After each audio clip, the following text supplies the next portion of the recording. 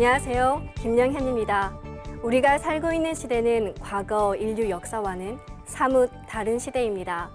한 국가의 문제는 바로 다른 국가, 나아가 전 세계의 문제로 커질 수 있는데요. 세계적인 전염병, 경제위기, 기후변화, 핵테러와 같은 위기들이 인류 문명을 위협하고 있습니다. 오늘 주제는 그 중에서도 가장 중요한 문제인데요. 역사상 가장 무섭게 인류를 위기로 몰아갔던 것은 질병입니다. 동학을 창도한 순 최재우 대성사는 이미 19세기에 12제국 괴질운수 다시개벽 아닐런가라고 하며 인류사의 앞날에 괴질병겁으로 다시개벽이 오게 될 것을 이야기했습니다. 그 후 최순 대성사에게 천명과 신교를 내리신 상제님께서 친히 인간으로 강세하시어 병난으로 선포하셨는데요. 가을 천지개벽의 대세는 전쟁과 괴질병겁이 동시에 온다는 것입니다. 한문화 중심 채널 상생방송에서는 오늘날 이러한 인류의 위기를 진단해보고 이에 대한 대처 방안에 대해 진지한 고민을 시청자 여러분과 나누고자 합니다. 오늘 연세대 의학사연구소 이현숙 교수님을 모시고 전염병과 역사라는 주제로 인류 역사에 전염병은 어떤 영향을 미쳤는지 말씀 듣도록 하겠습니다. 교수님을 큰 박수로 맞이해 주시기 바랍니다.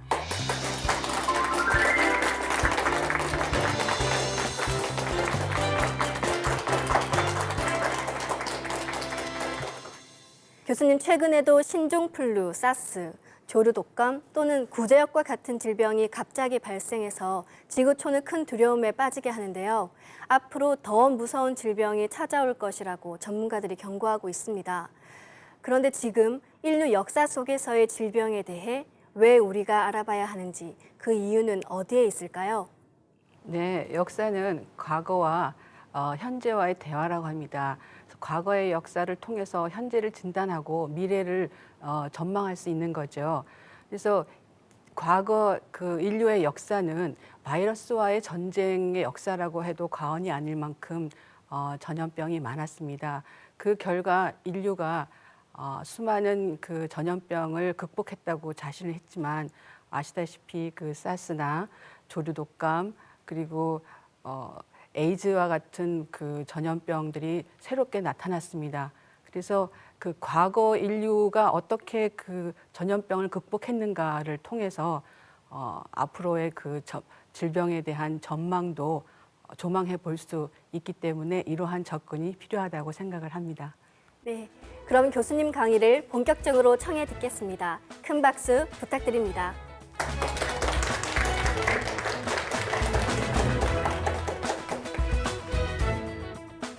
네, 제가 그 전염병 연구만 사실은 한 10년 넘게 하고 있는데요. 그 주로 제가 하는 것은 고대와 중세의 전염병입니다. 전근대 시대 전염병을 하고 있습니다. 왜 전염병에 관심을 가졌는가 그 궁금해하시는 분들이 있었는데요. 사실은 제가 1996년, 7년, 2년 동안 푸에르토리코에서 살았습니다. 근데 푸에르토리코는 뭐 여러분 잘 아시다시피 그 미국 플로리다에서 가깝고 그다음에 그 아이티 도미니카 공화국 그리고 쿠바 옆에 있는 카리브해의 아주 조그마한 섬나라입니다. 현재 미국의 식민지죠. 그래서 제가 2년 동안 살다가 보니까 이 아름다운 그 자연 속에 있는 그 주민들이 대부분 이렇게 푸에르토리코의 유명한 가수 리키 마틴이나 또는 그 미스 푸에르토리코 미스 월드가 많이 나왔는데 아주 그 아름다운 그 여성들이 많기로 유명한 나라입니다. 그런데 보니까 다 스페인의 후예이던가 아니면은 그 흑인의 후예였습니다. 그래서 원주민이 분명히 있었을 텐데 그 원주민은 어디 갔는가 굉장히 궁금해서 제가 알아봤더니 그 푸에르토리코 원주민은 그 남미의 인디언과 마찬가지로 그 황인종에 속하는 그런 원주민들이 있었습니다. 그런데 이들이 스페인이 그 1508년에 그 콜럼버스가 1403년 푸에르토리코를 발견한 이후에 1508년 스페인이 이제 이걸 식민지화했는데요. 그 이후에 그 스페인이 가지고 왔던 그야말로 두창이라든가 또는 인플루엔자와 같은 그러한 무서운 전염병 때문에 거의 몰살하다시피 해서 현재 거의 그 원주민이 남아있지 않다고 합니다. 그래서 그 일손을 아프리카에서 흑인을 데려와서 노예로 부리면서 대다수는 흑인 노예 후예와 그리고 스페인에서 건너온 백인의 지배층 이렇게 이중으로 된 그런 그 계층 사회를 이루고 있었습니다. 그래서 제가 그때 처음으로 야 이게 전염병이라는 게 이렇게 무서운 거구나. 한 종족을 완전히 몰살시켜서 이 지구상에서 사라지게 하는 그러한 무서운 위력을 가졌구나라는 거를 그때 처음으로 느꼈습니다. 근데 제가 한국에 돌아와서 공부를 하다 보니까 이러한 저와 같은 생각을 가졌던 학자가 있었습니다. 윌리엄 맥닐이라는 학자인데요. 이분은 그 시카고 대학의 역사학과에 있는 교수셨는데 우리는 이런 분들을 제너럴 히스토리안이라고 부릅니다. 그러니까 동서양의 역사를 아울러 가면서 굉장히 큰 거시적인 시각에서 역사를 해석하시는 분들인데요. 이분이 그 1975년도에 썼던 그 전염병과 인류의 역사라는 책을 제가 읽게 되었습니다. 이분도 저와 굉장히 비슷한 경로를 저에 앞서서 몇십 년 앞서서 이제 겪으셨던데요. 그 책에 보니까 서문에 뭐라고 했냐면은 멕시코사를 연구하기 위해서 공부를 하던 중 스페인이 멕시코를 쉽게 정복한 거에 대한 의문을 가지게 되었다는 것입니다. 즉 스페인이 당시 그 아즈텍에 도착했을 때 불과 600여 명에 불과한 그 군사들밖에 없었다는 거죠. 그래서 에르난도 코르테즈가 600여 명의 스페인 군사를 가지고 아무리 스페인 군사가 아즈텍인이 가지고 있지 않던 말을 가지고 있었고 그리고 총을 가지고 있었다 한들 아즈텍인은 수백만 명에 달하는 인구인데 어떻게 그 수백만 명에 달하는 인구가 600명밖에 안 되는 군사에게 무릎을 꿇을 수가 있는가 너무 이해가 안 됐다고 합니다. 그래서 이 윌리엄 맥닐 교수가 연구를 하다 보니까 그것은 바로 두창 때문이었다는 결론에 이르렀다는 것입니다. 즉 그 코르테즈 군과 이 아즈텍 군 간에 이제 대전투가 벌어졌는데요. 그 대전투하는 와중에 이 스페인에서 온 그 군인 중에서 두창이 발병을 했답니다. 그런데 이것이 그 전투를 하는 과정에서 아즈텍인에게 이제 넘어간 거죠. 전염이 된 거죠. 그래서 그 양쪽에서 다 같이 두창이 발병을 해서 앓게 되었는데 스페인 군대들은 거의 뭐 사상자가 없이 다 다음 날도 멀쩡하게 전투를 하러 나왔는데 아즈텍인은 하룻밤 사이에도 그 수만 명이 죽어갔다는 거죠. 그래서 아즈텍인들이 생각하기에 저 사람들은 신의 아들이다. 우리는 이렇게 수만 명이 한꺼번에 죽어가는데 저 사람들은 어떻게 하나도 죽지 않고 창을 들고 다시 또 우리를 공격하러 올 수가 있는가. 그래서 이들을 신의 아들로 인정을 하게 되겠다는 거죠. 그래서 자신들이 믿었던 그 종교도 다 버리고 적극적으로 카톨릭으로 개종을 하게 되고 이들을 신처럼 신의 아들처럼 이제 모시게 돼서 완벽한 그 진심에서 우러나는 항복을 하게 되었다는 것입니다. 그래서 이 책에 보면은 지금 한국에서는 전염병과 인류의 역사 또는 그 전염병의 세계사라고 번역이 되어 있는데요. 그 플레이그 인 피플즈라는 책을 1975년도에 이분이 쓰시면서 사실은 그 선사시대부터 그다음에 현대까지 그것도 동양과 서양, 한국의 이야기도 이 책에 들어 있습니다. 정말 놀라운 책이었는데요. 그 모든 것을 다 역병이라는 키워드로 이제 풀어낸 것입니다. 그러다 보니까 아무래도 좀 거친 부분이 좀 있긴 있습니다.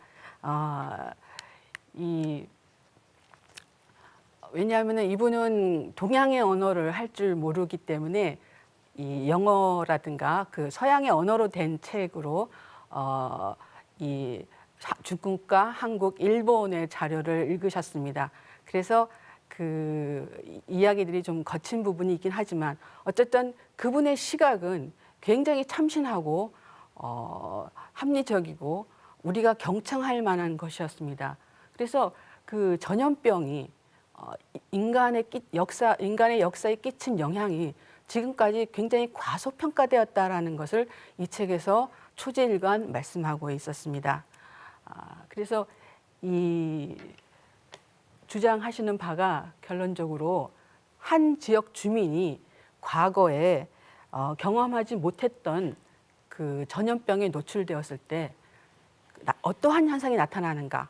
아까 그 아즈텍인이라든가 또는 푸에르토리코 원주민처럼 그렇게 그 거의 전멸당하는 그런 민족이 있고 어떤 민족들은 이거를 잘 견뎌나가서 이 다시금 문명을 발달시키는 경우도 있고 그래서 그 다양한 국가의 사례들을 들면서 선사시대부터 고대, 중세, 근대, 오늘날에 이르기까지 하고 있었습니다. 근데 아까 그 이제 동양의 사례는 2차 사료를 받기 때문에 정밀하지 못하다 하는 한계도 있었지만은 또 하나는 뭐냐면은 이 플레이그, 즉 플레이그라는 것이 우리나라 말로 번역을 정확하게 하자면 역병이라는 뜻이기도 하고요. 그 역병, 서양에서 역병이라는 것은 대표적으로 다들 패스트를 생각합니다. 워낙 그 패스트에 대한 기억이 강렬했기 때문에 역병 자체가 그냥 그 패스트로 동일한 언어가 되어버렸거든요. 그래서 이 모든 것을 패스트로 그 몰아가는 그러한 그 패단이 있었습니다. 그래서 그 사실은 그 패스트라고 보기 힘든 것도 다 이건 패스트다라고 이제 그렇게 굉장히 거칠게 다룬 것이 있지만 어쨌든 이 전 세계적으로 최초로 전염병이 역사에 끼친 영향에 주목을 하고 그것이 가지는 그 의미를 밝혔다는 것에서 굉장히 저는 그 인상 깊게 읽었고 또 그로 인해서 제가 지금까지 그 한국 전근대 사회의 전염병에 대해서 천착을 하면서 공부하는 계기가 되었습니다. 연구에 따르면은 이 사람과 그 동물을 함께 감염시키는 질병을 인수 공통 전염병이라고 합니다.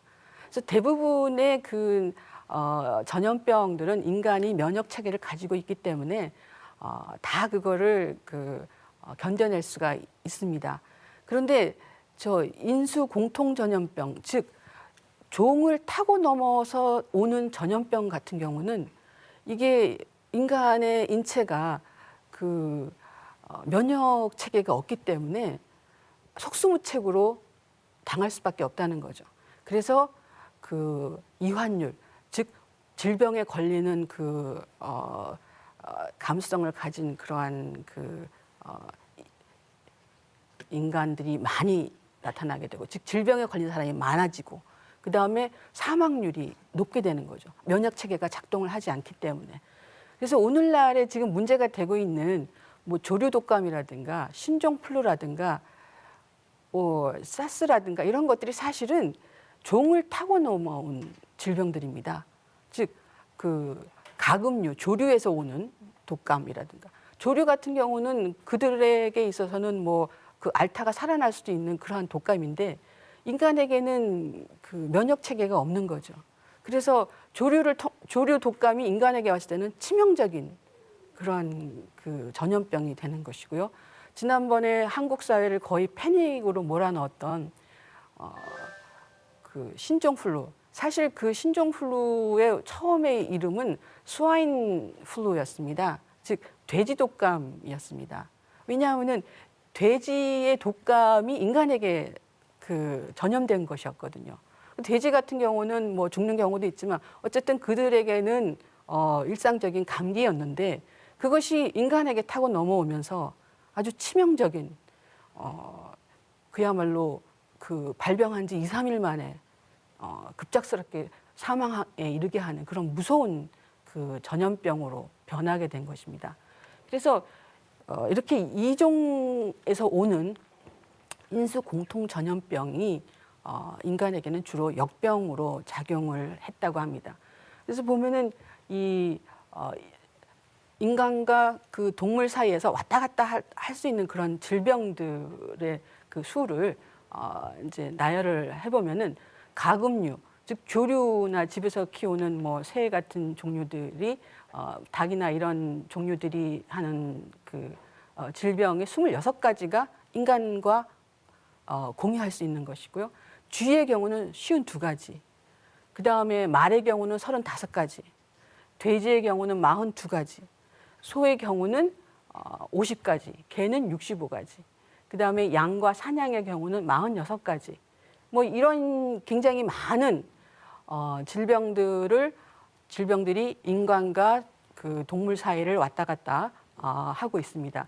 그 중에서 이제 가장 역사상 치명적이었던 질병들을 들자면 쥐의 경우는 패스트입니다.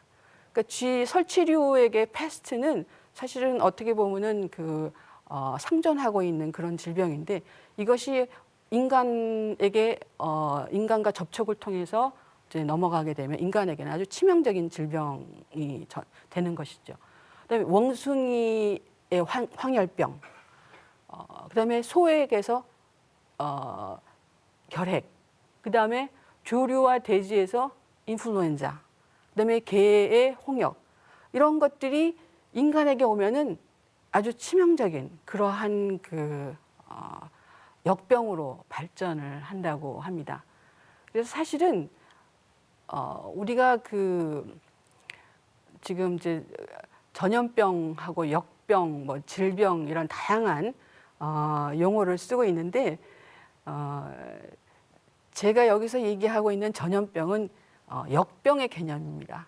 즉 윌리엄 맥닐이 썼던 플레이그, 즉 역병, 동시다발적으로 수많은 사람이 한꺼번에 걸리고 이환율도 높고 치사율도 높은 그러한 무시무시한 전염병을 역병이라고 한다면은 이 왜 역병이라는 용어를 안 쓰냐면은 오늘날에서는 그 전염병이라는 용어를 훨씬 더 그 가깝게 느껴서 전염병이라고 치환해서 쓰지만 사실은 이게 정확한 용어는 아닙니다. 왜냐하면은 뭐 무좀도 전염병이거든요.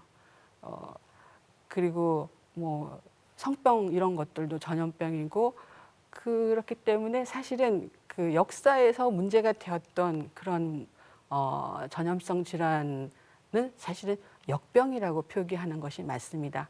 그러나 보다 그 현대적인 용어, 친숙한 용어를 하기 위해서 전염병이라고 쓰지만은 사실은 여기서 얘기하는 것은 역병입니다. 네, 그래서 그 역병은 왜 발생하는가? 결국은 인간이 만들어낸다는 거죠. 사회적인 조건이 굉장히 다양한 조건들이 맞아떨어져서 갑자기 그 대폭발하는 것이 바로 역병입니다. 그래서 이것이 어느 한 가지 조건만을 가지고 병원균 자체가 있었다고만 해서 그것이 폭발하는 게 아닙니다. 그 병원균에 대한 면역 체계를 가지고 있지 않은 인간들이 그 30만 내지 50만 굉장히 많이 있는 상태에서 그것이 그 계속 먹이 사슬러서 그 넘어가고 하면서 이 대폭발이 일어나는 것입니다. 이것이 그러니까 바이러스의 입장에서 보자면은 인간은 그야말로 먹이인 거죠. 네. 그래서 인류가 그 문명을 발달시키면서 생태계를 파괴하고 그리고 그 자연에 거슬르는 그러한 그 활동으로 인해서 이렇게 그 역병이 빈번하게 발생하게 되었습니다. 그래서 특히 그 역사상 문제가 되었던 것은 아까 말씀드린 대로 그 이종 간에 넘어온 그러한 그 전염병이 되겠습니다. 우리가 지금 쓰고 있는 전염병이라는 용어는 영어로는 뭐 infectious disease, 그다음에 contagious disease 또는 epidemic 이렇게 그 말에 대한 번역입니다. 사실은 이게 서양 의학이 들어오면서 서양 문화가 들어오면서 동양에서 이것을 동양의 언어로 치환하는 일이 19세기 말에 있었습니다. 이때 이제 일본에서 이것을 전염병이라고 번역을 했습니다. 그런데 사실은 그 동양의 사설을 보면은 역사서를 보면은 전염병이라고 쓴 것은 없습니다. 주로 이제 연병이라고 사용을 했죠. 그러니까 즉 전염이 되는 병이다. 연병이라는 말을 썼는데 그 말은 그 수호지에서 처음 나온다고 합니다. 그래서 지금도 우리나라 말에 그 욕으로 쓰는 그런 말에 뭐 연병할 뭐 이런 그 용어가 이게 이제 조선시대에 조선시대의 그 연병이라고 하면은 오늘날의 장티푸스가 되겠습니다. 그래서 그 서양에서는 이제 플레이그라는 말을 썼는데 이것이 그 14세기 패스트가 유행하면서 거의 뭐 패스트를 대신하는 용어로 그래서 플레이그가 지금은 패스트의 또 다른 그러한 그 용어가 되어버렸습니다. 네, 그래서 왜 역병이라고 했느냐, 동양에서 역질이라고 했느냐 하면은 우리가 지금도 왜 병역의 의무 하듯이 역이라는 건 어떤 의무, 그 국민으로서 그 국가에 져야 되는 그런 의무를 역이라고 하는데 이 역처럼 모든 사람이 걸리는 병이라고 해서 그 한나라 때 이거를 그 역이라고 썼다고 합니다. 그런데 재미있는 것이 이 에피데믹이라는 이제 그 영어가 있는데 이것이 에피데미라는 그 그리스어에서 나온 겁니다. 그리스에서도 굉장히 이제 역병이 창궐해서 이러한 그 용어들이 만들어졌는데 원래 그 에피라는 것이 그리스 말로 이 upon, above, 뭐 위에 뭐 이런 뜻이고요. 그 다음에 네믹이라는 말이 네모스에서 나왔는데 네모스는 people, 사람이라는 그런 그리스 말이라고 합니다.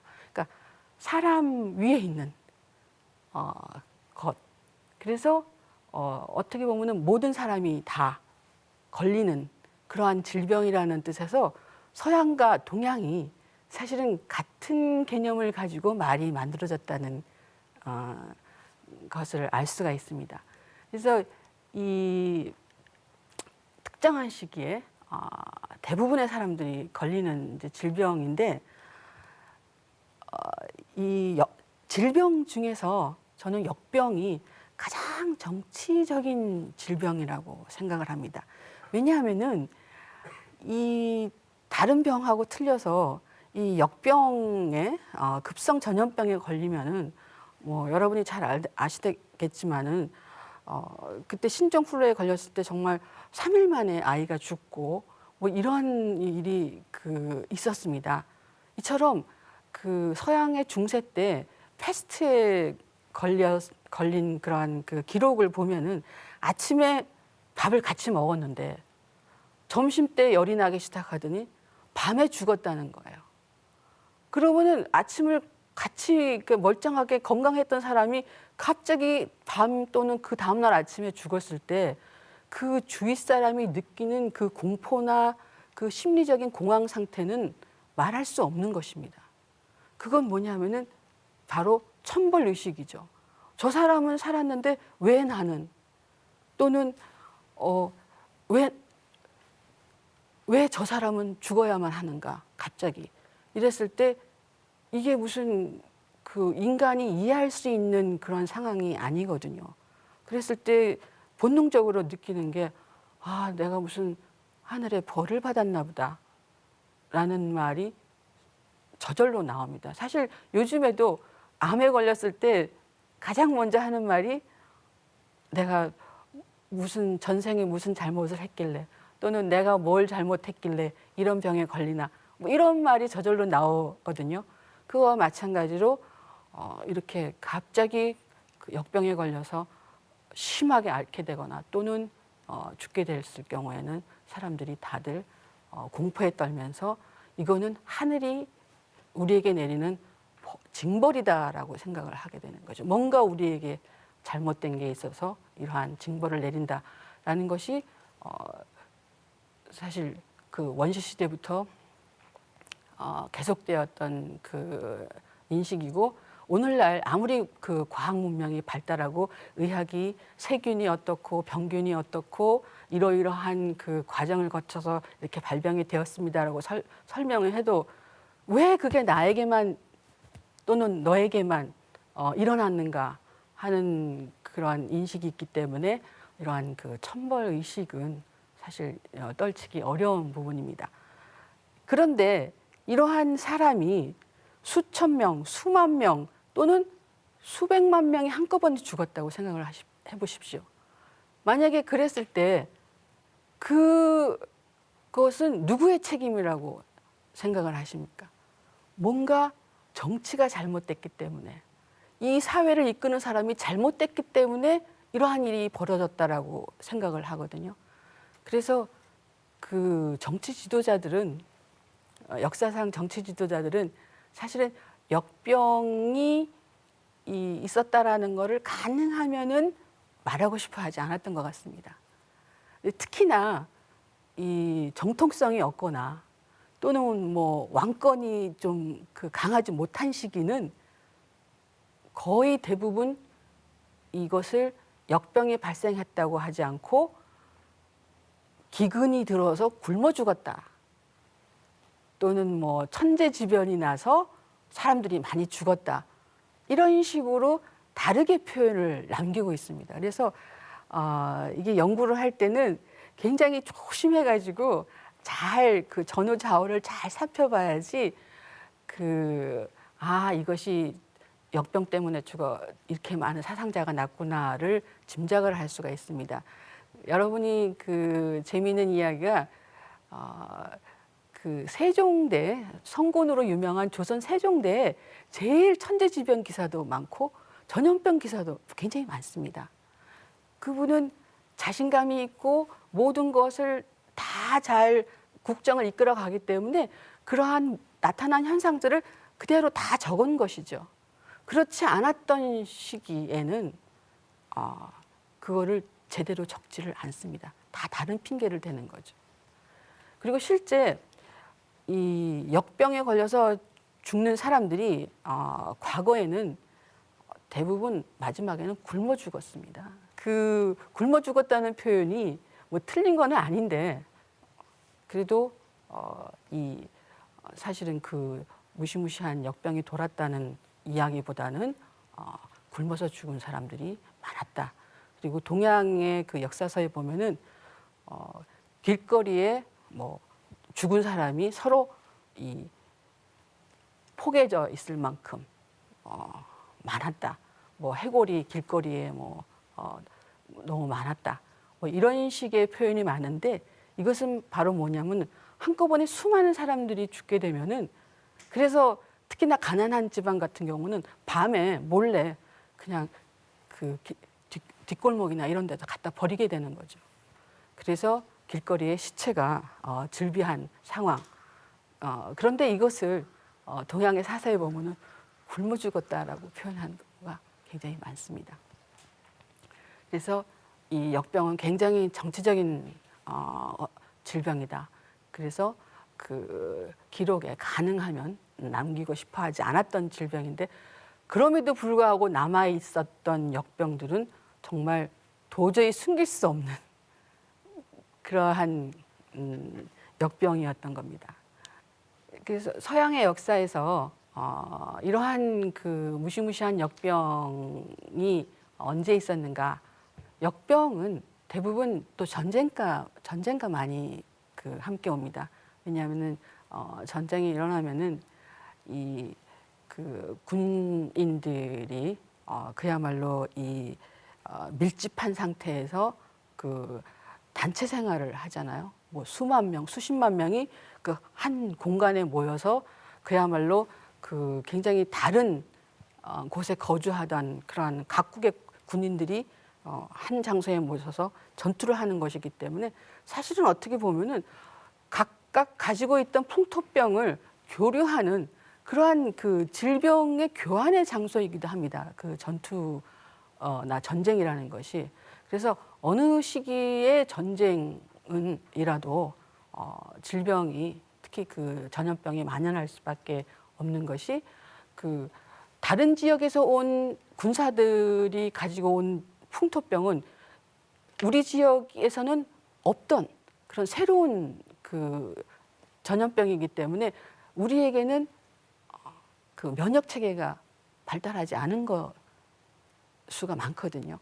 그렇기 때문에 이게 그 이제 굉장히 그 갑자기 전쟁터에서 이 아주 역병이 터져 나오는 경우가 많았습니다.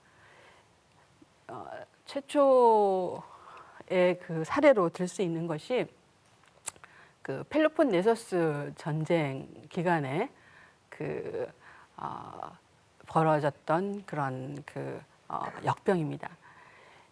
이 전쟁은 그 기원전 431년에서 404년에 이제 굉장히 오랜 기간 일어났는데 수차례에 걸쳐서 전투가 있었고 장기간에 걸친 전쟁이 바로 그 그리스의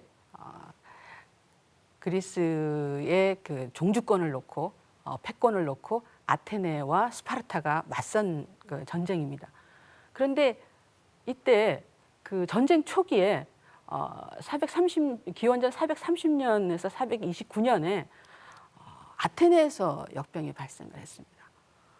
근데 이게 문제가 뭐냐면은 그 뭐 역사가에 따라서 뭐 조금 해석이 다르기도 합니다만은 뭐 3분의 1이 죽었다, 뭐 4분의 1이 죽었다 하는데 하여튼 상당수의 그 군인들이 한꺼번에 몰살한 것은 확실합니다. 그래서 이로 인해서 아테네가 제대로 싸우지를 못하게 됐고 스파르타에 패하게 됩니다. 그래서 아테네의 영광의 시대는 가고 스파르타가 이제 그 그리스의 그 패자로 떠오르는 그런 계기가 되었는데요. 이 전염병이 있었다라는 것을 어떻게 알게 됐느냐? 모든 것은 기록이 있어야지 알 수 있습니다. 아니면은 이제 그 고고학적인 발굴을 통해서 뭐 고인골의 질병을 이제 연구하기도 하지만 사실 이러한 그 뼈에 흔적을 남기는 그 질병 이외에는 전염병 이외에는 알기가 어렵습니다. 뼈에 흔적을 남기는 거는 뭐 척추 결핵이라든가 뭐 몇 가지밖에 안 됩니다. 그래서 굉장히 그 고인골 연구를 통해서 역병을 알기는 이제 쉽지 않고요. 그 바로 투키디데스라는 사람이 펠로폰네소스 전쟁사라는 그 기록을 남겼습니다. 그래서 그 이분 덕분에 이제 알 수가 있는데요. 이 투키디데스의 전염병 기록을 보면은 이제 굉장히 펠로폰네소스 전쟁에 대한 아주 그냥 장기간에 걸친 기록을 쭉 썼는데 그 중에서 이제 전염병 기록만 이제 소개를 해드린다면은 이렇게 썼습니다. 갑자기 먼저 머리에 고열을 느끼고 눈에 염증이 생겨 충혈됐다. 그리고 혀와 목구멍에 곧 출혈 증상이 나타나고 호흡이 고르지 못하고 이상한 악취가 났다. 이런 증상이 나타난 뒤에 재채기가 나오고 목이 쉰다. 이윽고 독한 기침과 함께 통증이 가슴으로 내려온다. 더 나아가 그것이 위까지 내려오면 구토가 일어나고 전문가가 아는 한 그와 비슷한 부류의 온갖 그 담즙 토사에 시달렸다. 게다가 심한 기력 저하가 수반됐다. 이제 탈수 증상이 이제 일어나는 거죠. 그런데 이제 피부에 손을 대보면 특별히 발열은 없다라는 거예요. 특별히 없지만 피부가 붉은색을 띠고 있고 청백해 보이지는 않았다. 도리어 검푸르고 작은 농포나 종기가 생겼다. 발진이 이제 생겼다는 거죠. 그래서 대부분의 사람들은 그 7일에서 9일 사이에 그 발병한 지 일주일 또는 열흘 전에 죽어갔다라는 거죠. 이제 고열에 시달리면서. 그래서 사실 이것만 가지고 이게 무슨 질병인지를 알기가 참 어렵습니다. 왜냐하면은 대부분의 그 질병들이 발진성 질환들이 굉장히 많거든요. 뭐 이 때문에 생기는 발진 티푸스도 이제 종기 발진이 나타나고요. 뭐 수두도 발진이 나타나고 그 다음에 뭐 두창 무서운 스몰팍스라고 하는 두창도 발진이 나타나고 그다음에 홍역도 발진이 나타나고 하여튼 고열에 시달리면은 발진이 나타나는 그런 질병들이 굉장히 많습니다. 그런데 이제 이게 사라지는 것도 있고 끝까지 가는 것도 있고 뭐 그런 차이가 있는데 그것을 알기에는 너무 애매모호하게 적은 거죠.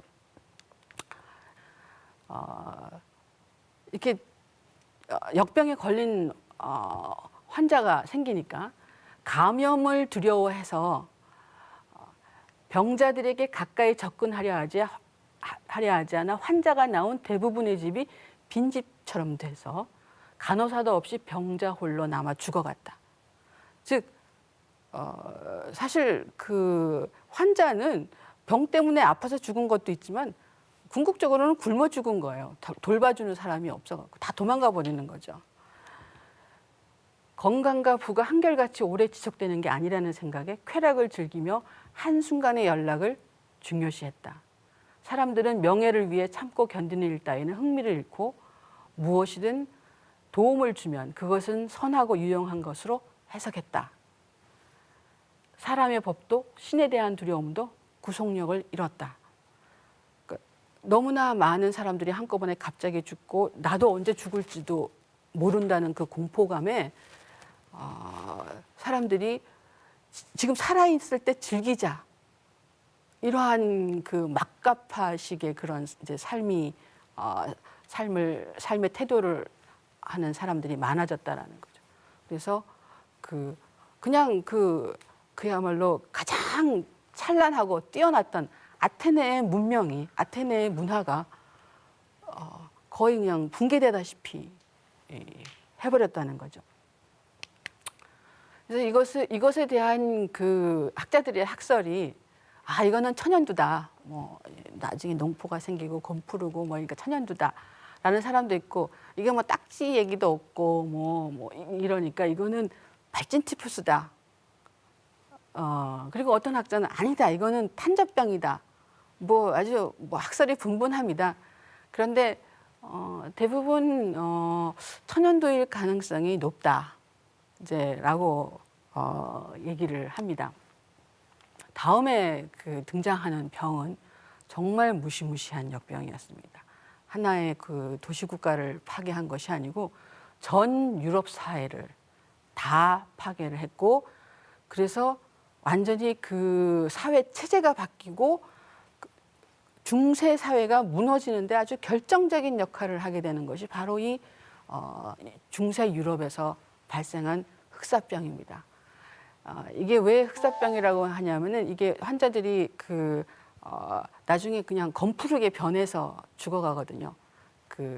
그래서 검게 변해서 죽는다 그래서 흑사병이라고 하는데 이게 이제 영국에 남아 있는 기념비에 이렇게 써 있습니다. 흑사병이 영국에 1348년도에 들어와서 이 항구를 통해서 들어와 가지고 30 내지 50%에 달하는 인구를 살해했다라는 이제 이런 그 기념비를 지금 이제 그 하는데 그만큼 전 인구의 50%라고 생각을 해보십시오. 전 인구의 50%라고 그러는 건 어마어마한 거죠.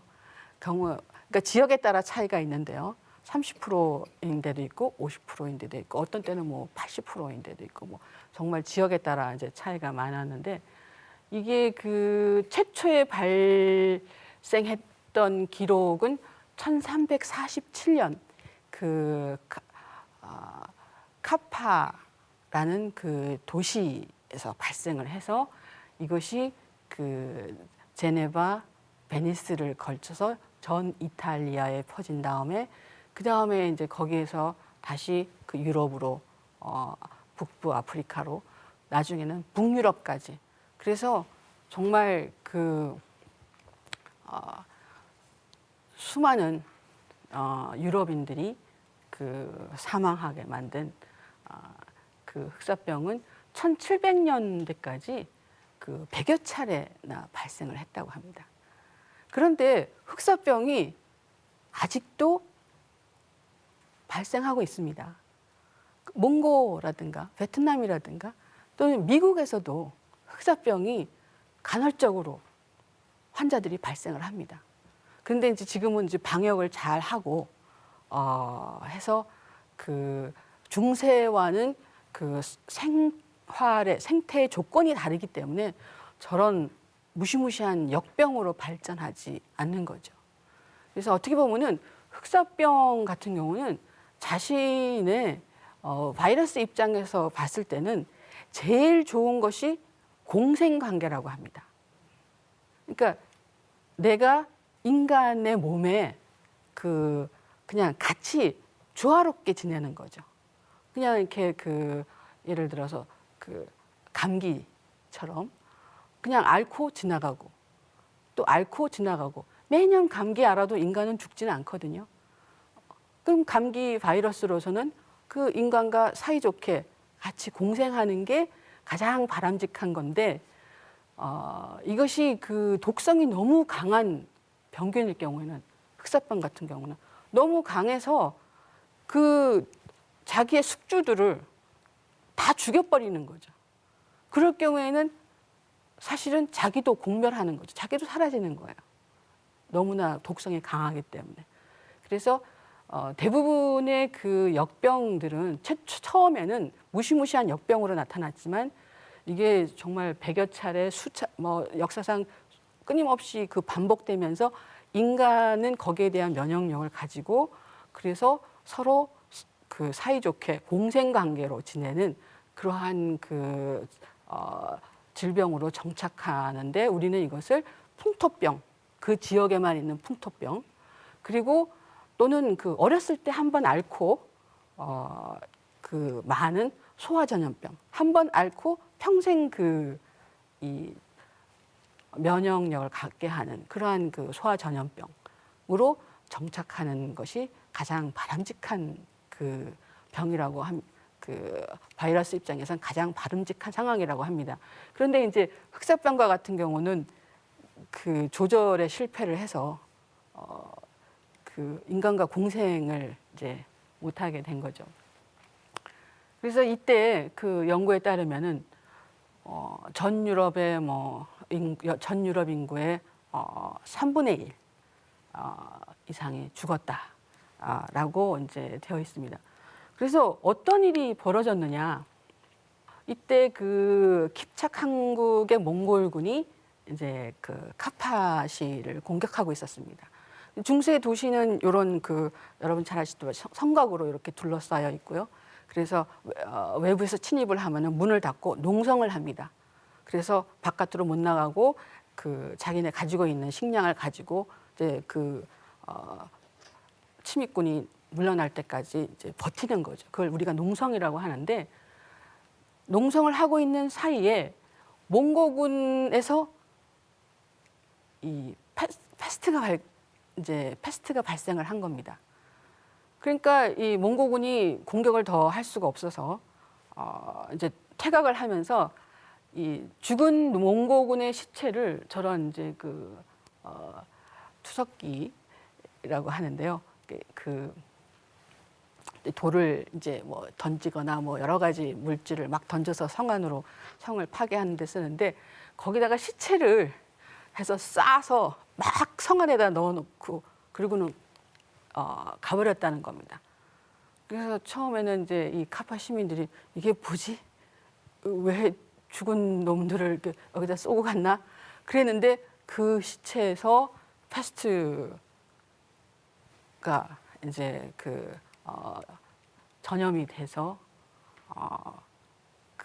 이제 전 유럽에 펼쳤다는데 이게 여기 있는 크리미아 반에 있는 저쪽 동그란 데가 거기가 카파시였습니다.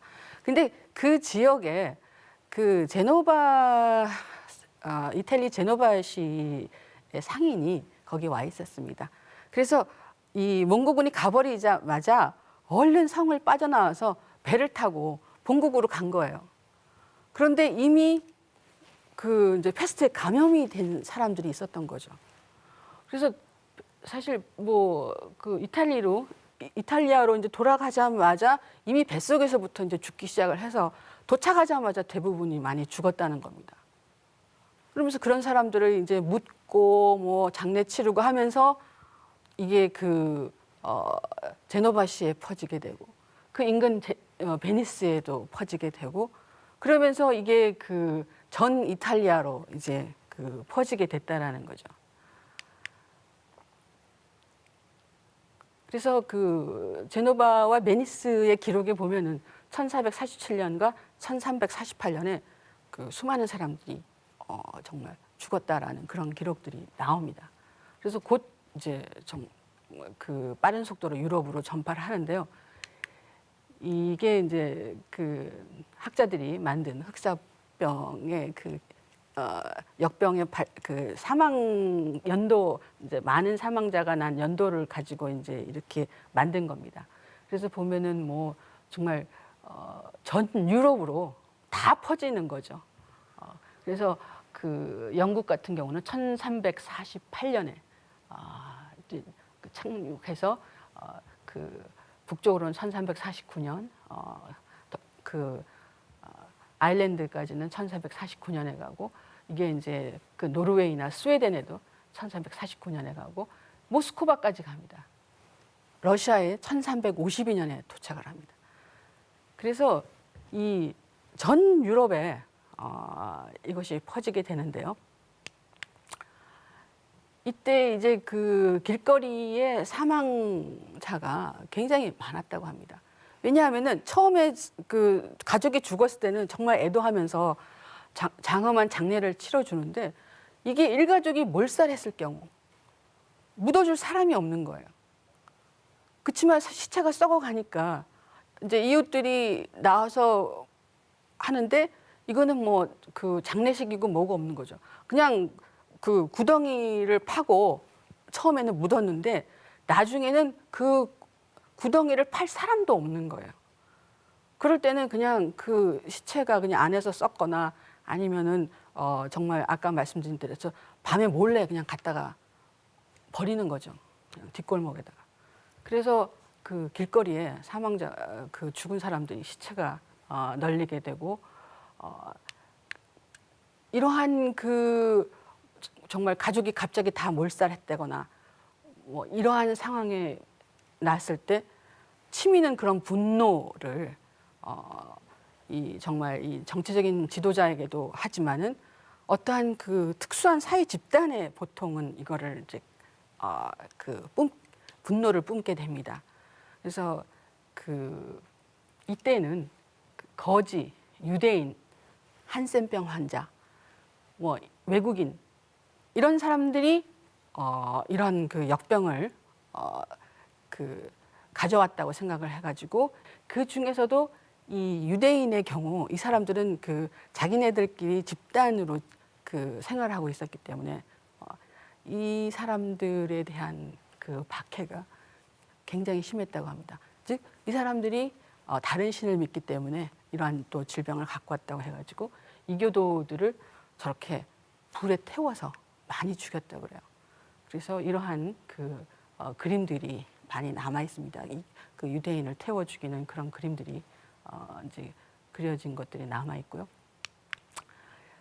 이제 치료는 하기는 해야 되는데, 그래서 의사들이 저런 온 몸을 다 감싸고, 그리고 새의 가면을 쓰고 몸을 아무것도 드러내지 않고 이제 그 치료를 하러 다녔다고 합니다. 그래서 일단 흑사병이 발생을 하면은 이제 대부분 이제 가난한 지역에 막 집중적으로 많이 발생하잖아요. 그럼 일단 거기는 이렇게 딱 블럭을 치고 못 나오게 해서 죽던 말던 그렇게 했고, 그 다음에 그 지역이 이제 안전한가 아닌가를 확인하기 위해서 가난한 여자를 일단 넣어서 그 여자가 살아 있으면은 그때 이제 그 지역에 다시 들어가 사는 그러한 방법으로 그 대처를 했다고 합니다. 그래서 왜 이렇게 흑사병이 이렇게 전 유럽을 휩쓸고 그 사회적인 그런 영향이 많았던가를 봤을 때 물론 이제 쥐가 이제 주벼력을 통해서 이제 그 병균이 패스트균이 옮기긴 하지만은 이것이 병균이 있다고 해서 병이 그렇게 폭발적으로 일어나는 건 아니거든요. 바로 여기에는 14세기 초에 그 기후 변화가 있었다고 합니다. 굉장히 급격하게 한냉화되는 그러한 시기였고, 그래서 그 날씨가 굉장히 추웠다고 그래요. 그러니까 이게 인체가 굉장히 약체화된 거죠. 약체화된 거죠. 그러니까 우리가 왜 지금 매년 조금씩 기온이 평균 기온이 올라가고 있지 않습니까? 이거와 달리 매년 기온이 조금씩 이렇게 내려가면은 이게 한 10년, 20년 되면은 이게 평균 기온이 3도, 4도 내려갔다고 해보십시오. 그러면은 이게 인체가 감당을 하기 어렵다고 합니다. 그래서 굉장히 면역력이 약해진대요. 그래서 그러한 상황이 이때 이제 벌어진 거죠.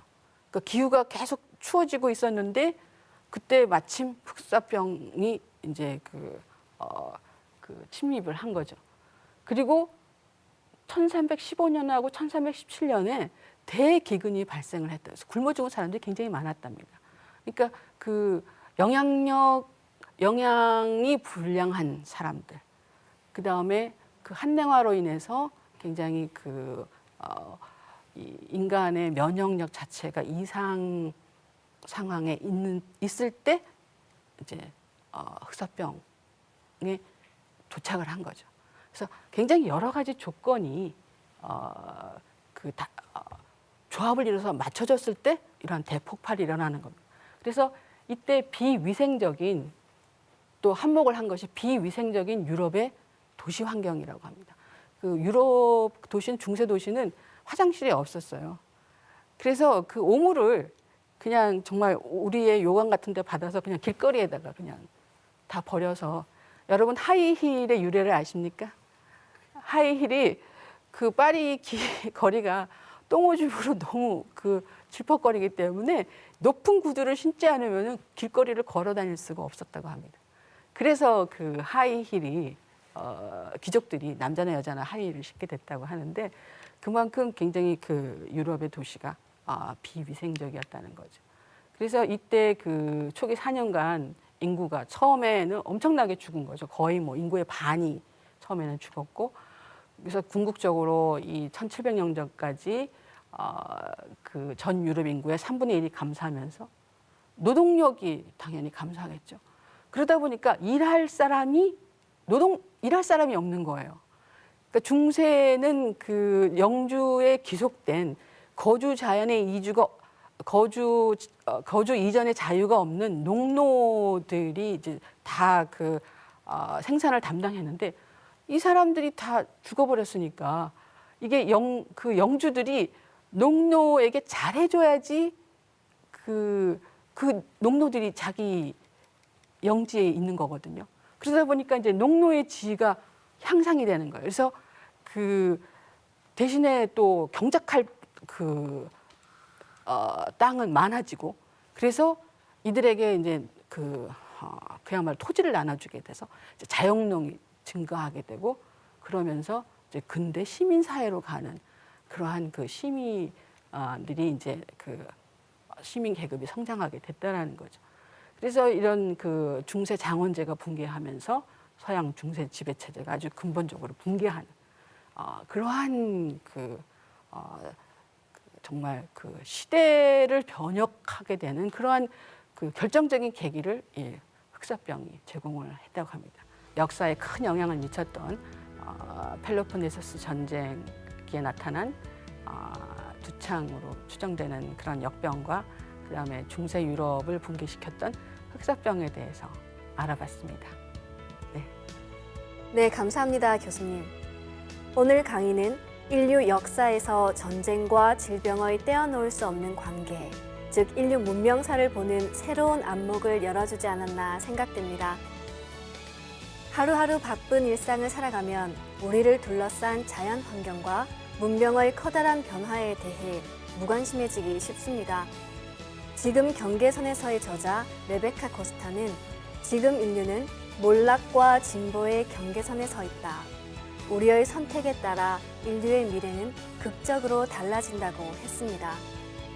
상생방송의 현대문명의 대전환이 시청자 여러분의 문명을 보는 안목을 열어주고 다가올 위기를 대처하는 데 도움이 되기를 기대합니다. 시청자 여러분 함께 해주셔서 고맙습니다.